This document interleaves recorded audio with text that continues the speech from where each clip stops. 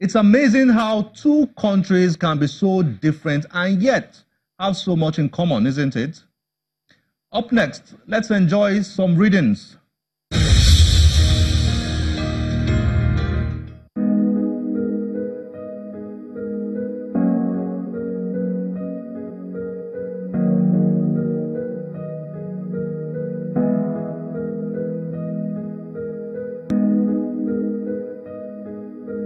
Hi, I'm Leye Adenle, author of Easy Motion Tourist. It's a crime thriller set in Lagos, and it follows the story of Amaka and Guy Collins through Lagos underworld.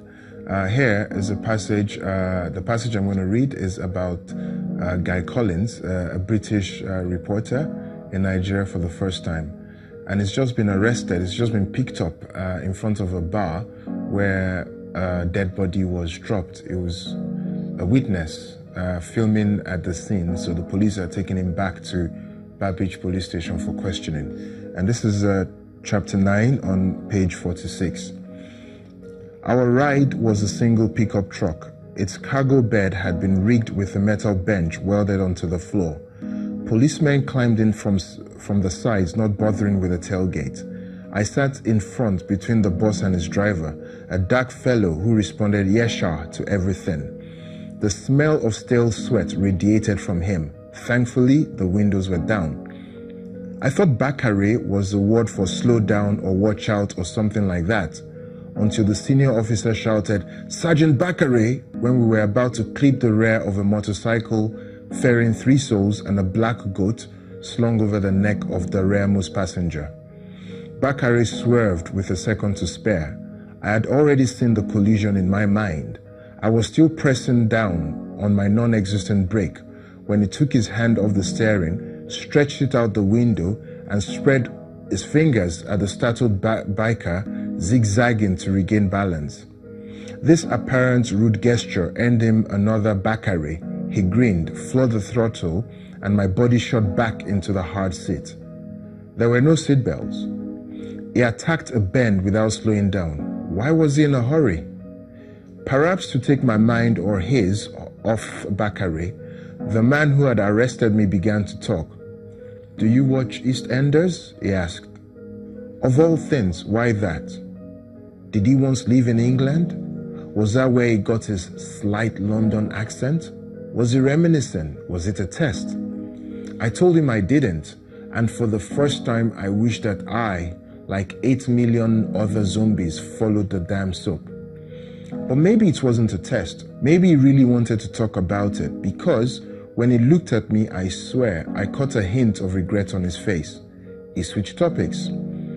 I don't recall what to, but I do remember that was when Bakare used his brakes only after the front wheels had gone over a speed bump.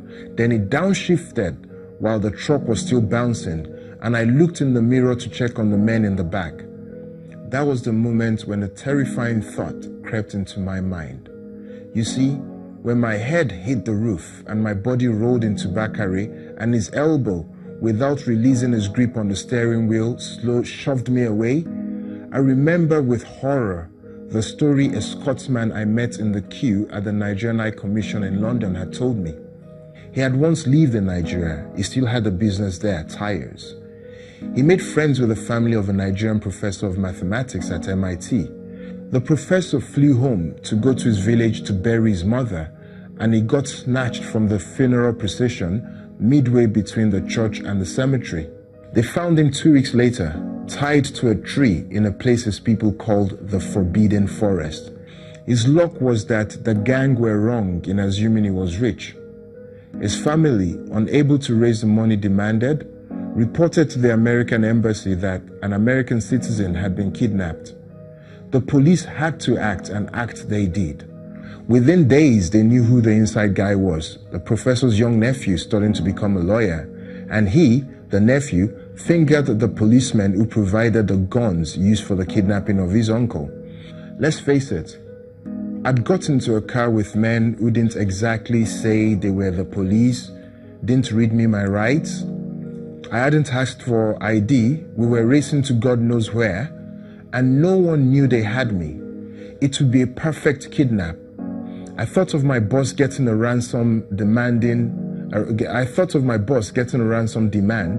and replying with a letter telling me I had been sacked. In the dark cabin, I tried to see the face of the man talking to me, and I listened to his voice, not to what he was saying, but to how he was saying it. Was he keeping me calm till it was time for the blindfold? Was he weighing up whether I already suspected that I was in the middle of my own abduction? I was alert like I'd never been before. The thought of being kidnapped, I discovered, does that to you. I studied him, and finding nothing on his face to interpret as a clue, I listened to what he had to say. He told me that the dual carriageway on which we traveled, Ahmadu Bello Road, was once a beautiful beach dotted with palm trees. Bar Beach, he called it. Over many years, he said, the Atlantic Ocean crept towards the city. Man and water lived in harmony for a period until a pyramid-shaped glass house sprouted on the coastal road. We just passed it, he said. The sons of the soil warned the bank that built it, but the architects and the managers had foreign degrees and qualifications, so they disregarded the hocus-pocus stories of those who knew their ocean. When the sun rises each day, its rays reflect off the pompous building and gather in a strong beam directed at the water. This dazzles the water goddess's eyes, the natives warned, which is why even little children who know better than to play with mirrors close to the waves stay away from it. The goddess was angry. The bankers wouldn't tear down their building or replace its splendid glass with sheets of wood.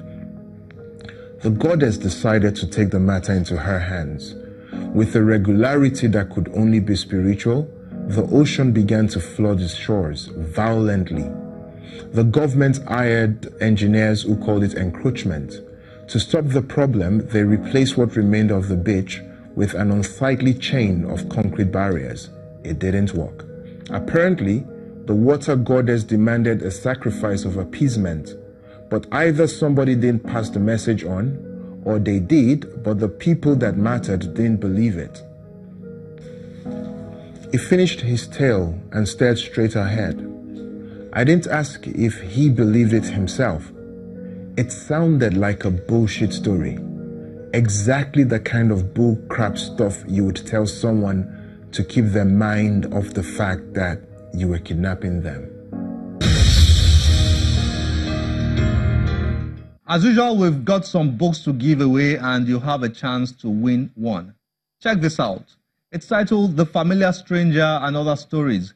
It's an interesting collection of short stories written by Frederick Muddy, who has been a guest with us on this show. It's a book I thoroughly enjoyed reading.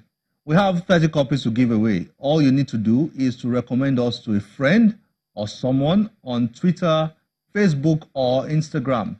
Get them to either like or follow us and let us know you have done this. We'll pick 30 from the winners and let you know if you are one of them. Our social media details are there displayed on your screen.